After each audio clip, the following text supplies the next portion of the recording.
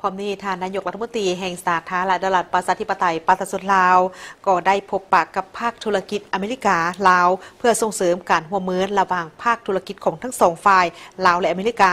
พร้อมกับพบปะกับทางคณะที่ปรึกษาขององค์การ Legacy of War ในระหว่างของการเคลื่อนไหวและเฮ็ดเวียกอยู่ที่นครหลวงวอชิงตันดีซีสหรัฐอเมริกาในระหว่างวันที่27ถึงวันที่30กันยายน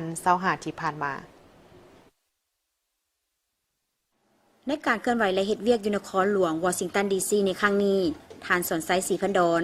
นายกรัฐมนตรีแห่งสาธารณรัฐประชาธิปไตยประชาชนลาวได้เข้าร่วมพบปะกับภาคธุรกิจอเมริกาลาวซึ่งเป็นเวทีที่มีความสำคัญ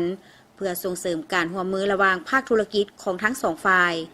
คณะผู้แทนสาธารณรัฐประชาธิปไตยประชาชนลาวได้ถือโอกาสนี้ให้ข้อมูลละเอียดเกี่ยวกับนโยบายเพื่อการส่งเสริมด้านการค้าและการลงทุนรวมทั้งท่าแหงบ่มซ่อนในแต่ละด้านของสาธารณรัฐประชาธิปไตยประชาชนลาวและความกระจ่างแจ้งต่อข้อสนใจของบรรดาบริษัทและนักลงทุนอเมริกาจำนวนหนึ่งท่านนายกรัฐมนตรีสาธารณรัฐประชาธิปไตยประชาชนลาวได้เชิญชวนให้บรรดานักธุรกิจและนักลงทุนจากอเมริกามาศึกษาเบิ่งท่าแหงตัวจริงและความเป็นไปได้ในการลงทุนอยู่สาธารณรัฐประชาธิปไตยประชาชนลาวรวมทั้งด้านนโยบายกฎหมายและระเบียบการต่างๆแนใส่เพื่ออำนวยความสะดวกให้แก่การลงทุนของต่างประเทศ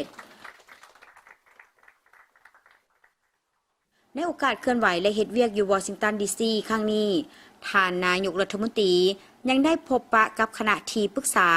ขององค์การ Legacy of War ซึ่งเป็นองค์การจัดตั้งบ่สังกัดรัฐบาลของอเมริกา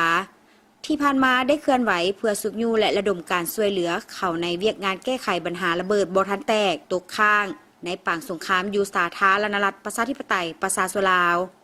ท่านนายกรัฐมนตรีได้แสดงความขอบใจต่อองค์การดังกล่าวที่ได้เคลื่อนไหวอย่างตั้งหน้าเพื่อโฆษณาเกี่ยวกับผลร้ายของระเบิดบ่ทันแตกตกค้างในปางสงครามและสุกยูองค์การดังกล่าวสืบต่อเผยแพร่ผลกระทบและระดมการช่วยเหลือเข้าในเวียกงานดังกล่าวซึ่งยังเป็นอุปสรรคกีดขวางการพัฒนาเศรษฐกิจสังคมอยู่สาธารณรัฐประชาธิปไตยประชาชนลาว